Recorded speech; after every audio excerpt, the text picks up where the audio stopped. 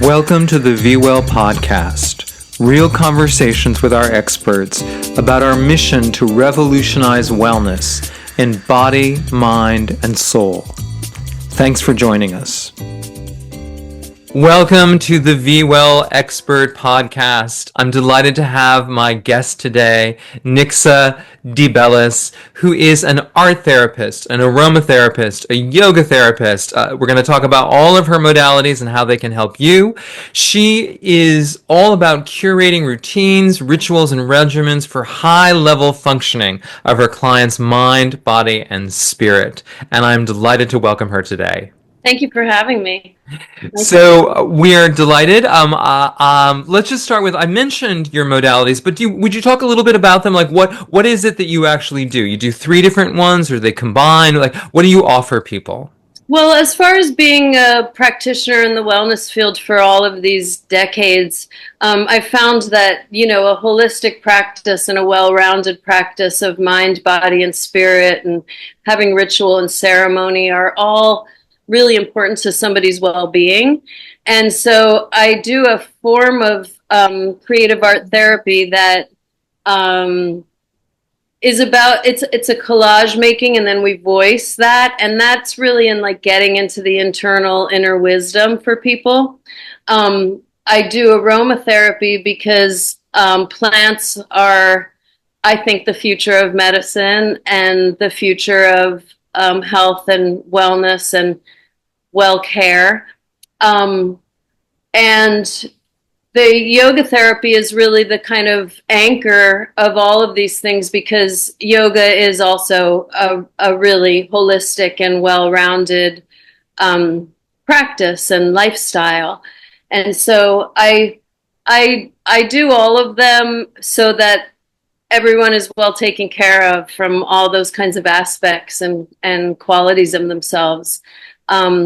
For VWell, of course, there'll be a focus on yoga, but even within that, there's Pilates, Qigong, wellness, like self-massage tools from Chinese medicine or acupressure type of things, and myofascial release. So it's really, I use those 3 to really say, like a triadic kind of completion of all the parts. That's excellent. And that's what we're all about, is that kind of umbrella of wellness and disciplines. So tell me, how did your wellness journey begin? Well, it began as I was a teenager and I went to university, and, I got sick and went to the university hospital, or, the doctor office there, which at the university also had a hospital.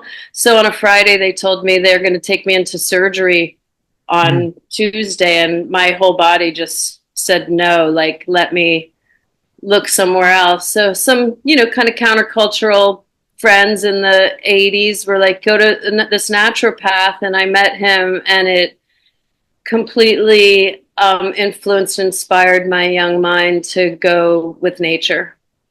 I love that had a positive result for you. Yeah, it really did.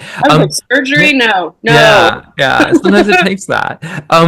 One thing I like to ask people is, who or what has been the biggest influence on your path? I'm sure there's many, because you do many things. But if you have to pick one, or what you maybe 2, like what has really shaped who you are and what you do in wellness?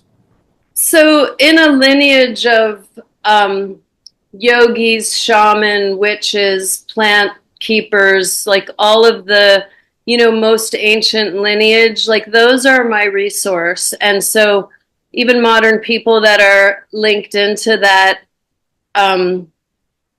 lineage, really, family, are my greatest influences. And I would say Starhawk and Dr. Douglas Brooks of Rajanika Sri Vidya, and this fellow who I met as a teenager, Wayne Diamond, who, so these people and these committed individuals. The commitment, I think, is really important to me.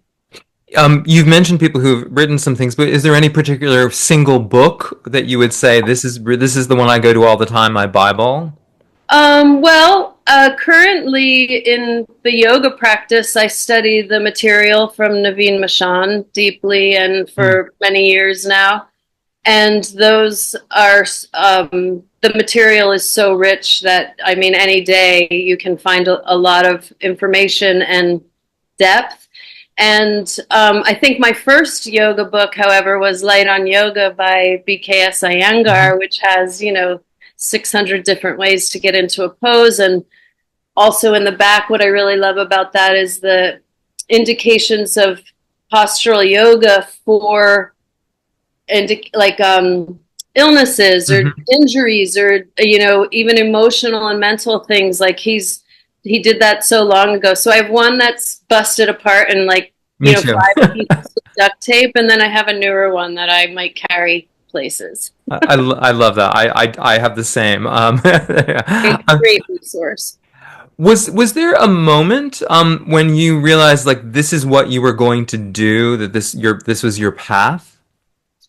Yes. I was working in a very large law firm in Manhattan, in New York City, and hating it. Like there was just a lot of fluorescent lights and computers, and didn't like that. Although, um, anyway, so one day I was sitting there at my cubicle, and I thought, like, well, what do you want to do? What is it that you want to do with your days? And it just was like yoga Mm. was the and then I went and got a teacher certification. I started working with private clients, and there weren't very many yoga studios back then, but it all grew and evolved. And yeah, I knew it. I knew You, it right then. you I was knew. like, I I love gotta that. get out of here. Well, sometimes that's what it takes. I love that. I love that. Yeah. With this is one of my favorite like two paired questions. But what is your favorite healthy food? Um. Uh. Cacao. Interesting. Okay, great. I drink cacao every morning. With spices. I change those up a little bit with dandelion greens, and I guess it's a little bit like it's even with smoothies, which is something I eat every day as Hmm. well. Or Hmm. drink, but the way that you can make different mixtures for whatever's seasonal or whatever's important for health concerns at a moment, and it's just great food. It's perfect. They're perfect. Yeah. Um, and then I always say it in quotes, but what is your favorite unhealthy food? Potato chips. Okay, that's very clear. Good, good. It's good, Every important to time I have. buy them, I'm like, just the individual bag. Just the individual bag. Perfect. Um, I think you might have already sort of. I have a guess what the answer to this question is, but I will ask it, which is, what wellness practice has been the most consistent for you over the years? Yoga. Yeah, yeah. And when did you begin yoga? What was your? Did you begin at a certain age, or did you become more serious at a certain age, or period of your Um, life?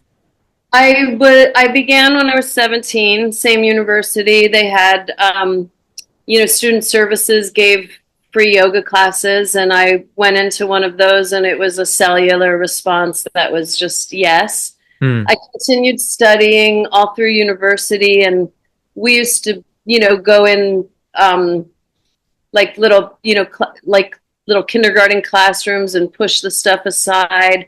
We had no yoga mats. We brought a big bath towel with Hmm. us, and it just built and built and provided everything that I was looking for in just being like my fitness as well as my mental um, growth. Excellent. And other side of that, is there a wellness practice or a modality, no judgment, that has just not been for you, that you've just been like, I don't get it, or it doesn't work for you? Well, I guess I don't know. Like as far as exercise goes, I've never been able to really deal with the competitive kind of things. I am a contemplative person, and competition. I just don't stick with those things. Hmm. Sports and um, you know, winning or something like that. Good, good. It's good to know. Um, if you were stranded on a desert island and you could bring one wellness tool or one wellness device or thing, what would you take with you and why? Um, maybe some lacrosse balls. Really? Okay. What would you do with them? I would do myofascial release on my hands and feet, and Okay. I would run the balls along the spine. That's great, and that's something that people It's whole need. And body. It's yeah, whole body. yeah, I love that. They fit well on a desert island. Perfect. Plug them in. They're Yeah, low tech. yeah, exactly. They're not. You're gonna get a lot of use out of that. What's one wellness in quotes rule that you love breaking? Um, uh, get up early and do your practice at dawn. Tell me more. I break it every day. I I'm a person who really values sleep and rest, and I haven't always been like that, but I in the most recent decade I love rest, and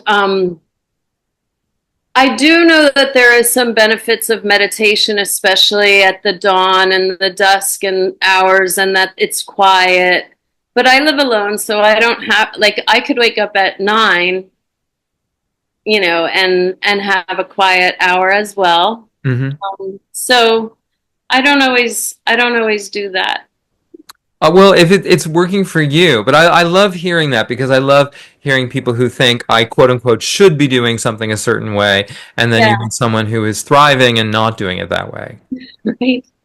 That's very now with your wellness practices and your own modalities. Do you have like are you where are you on the spectrum of goals and disciplined versus just being intuitive? Like, is there something like I got to do this every day, or are you how do you approach that? In my own practice and also working with clients, I consider goals not as like a linear thing to achieve or even get to, but I see goals as a direction to face and to reassess continually. So I'm into contemplative practices rather than competitive practices. I like the idea of a curvilinear kind of like a question mark rather than making a point or getting to the end of a line. And so I I think goals are directions that we turn and face, and that they should be continually questioned, reassessed, and pivoting. Like it's more of like a curvy pivoting thing.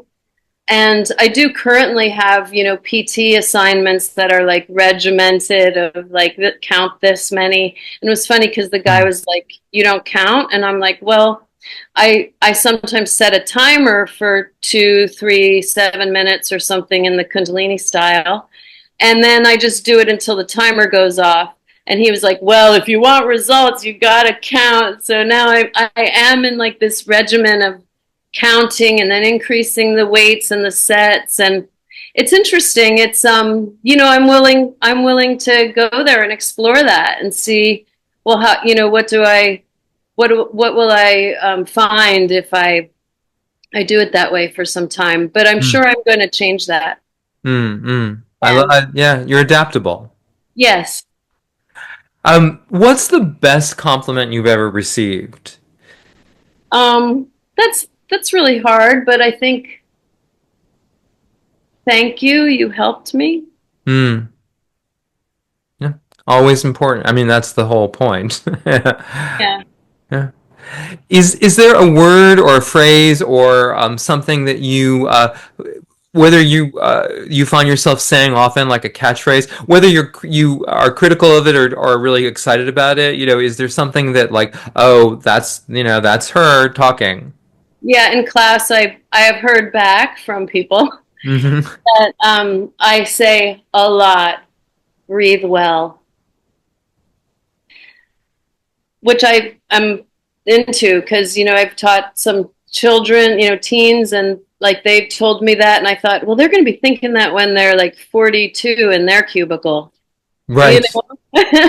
And I think I also say a lot because I intend this to be um, spurring thought, but I usually call people children of the earth and sky Very in nice. classes, and I don't know exactly what everyone's thinking, but I just like to put that out there.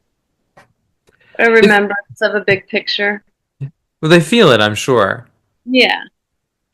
If you weren't doing wellness, which is hard to imagine in some ways, what do you think you would be doing, or what is there an alternative career that you've in the back of your mind, a parallel universe?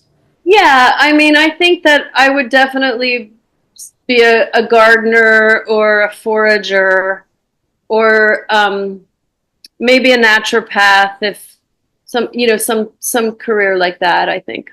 Hmm. Makes sense. Makes sense. Yeah. Yeah. Looking back, what advice would you give your younger self, either in general or more specifically, maybe on your wellness journey? What would you tell yourself or want yourself to know? Um, you're right. Be rebellious, keep going. I love that. You're right. Be rebellious. Keep going. Very Yeah. good advice. Uh, what's the biggest misconception people have about wellness? Um, maybe that it is a finishing point to get to. I Hmm. think it's a continuing evolving thing, and there's really no getting done. Perfect. What's the biggest shift you've seen in the wellness world since you began this journey? Have you seen what has changed? Yeah, I mean, there's a lot that's changed. I already mentioned that we used to go in like kindergarten classrooms to practice yoga and, ballet studios at night when they're closed or just somebody's house. And I did watch the whole thing turn towards yoga studios. And then another decade, there was like a gym culture that happened. And I think there's then been like a kind of a hedge fund takeover of like owning wellness. Like that's very recent. And I kind of think the future of it is really going to be more, you know, especially for people who have been at it. Beginners need teachers, and I think that we will cultivate home practices a lot more, and then have things like retreats and check-ins that where you have like the guidance of a teacher, but that people really do take this on as their personal practice. Hmm. I think it's one of the hardest things to do for people is to commit to their practice and keep going. So that's why I think VWell is amazing for that kind of like togetherness while we're really helping people cultivate this thing for themselves. Well, that's a perfect lead into my next question, is which is what attracted you to VWell? Because we're in our beginning stages, depending on when Yeah. you're hearing this podcast, but you're one of our first people, which we're delighted about. But what attracted you to joining? I was living in New York City for 25 years, and just there's just so many people. Like every building has 1,000 people. I had a really active practice, and I live in a very small village right now in the country, and I'm really into the trees and the waterfalls, and it's definitely a bigger mind of a place to live. But I think that this capacity to be with people from other geographies, and that it can that there can be this connection. I've been working online with people for 5 years, and there's a lot of energy. Like it's not like it's not disconnected. It's not remote. It's actually it can be really intimate, and especially with the one-on-one. So I'm attracted to it because I'm looking forward to meeting new people that I don't know, and that are, I can't even run into at the grocery store or something like that. And I'm interested to ask them questions and find out like what's up with them, and like what do they need, and how can I help? So really just like meeting people, and the idea that it's international and that it's intimate at the same time as that vast kind of geographical space is really appealing to me. Excellent. And then my last question is, what if you could summarize, or maybe there's a word or a phrase or just a feeling, what's the impact that you want your work to have? What is it that gets you out of bed in the morning to do what you do? Yeah, I would like to help people create a kind of state, like I call it the liberation grid, but like a state of inner scaffolding that's spacious and free, and that people in this kind of inner freedom find clear thinking and clear seeing, and even clear offering of themselves with wisdom. So I want to help people have like less congestion, less stickiness, less stuckness, and more expansive spaciousness and freedom. Excellent. Well, thank you so much. So if you're listening to this podcast, Nixa is on our site. I want to make sure if you're listening but you're not seeing it, her name is spelled Nixa. She's the only one. And you can check out all of her modalities and all the things on VWell. And again, thank you so much for sharing everything you do with us today. It's my pleasure. I can't wait to meet everybody. Thanks for joining us on the VWell podcast. If you enjoyed this conversation, please share it, subscribe, and stay connected at VWellNow.com. See you next time.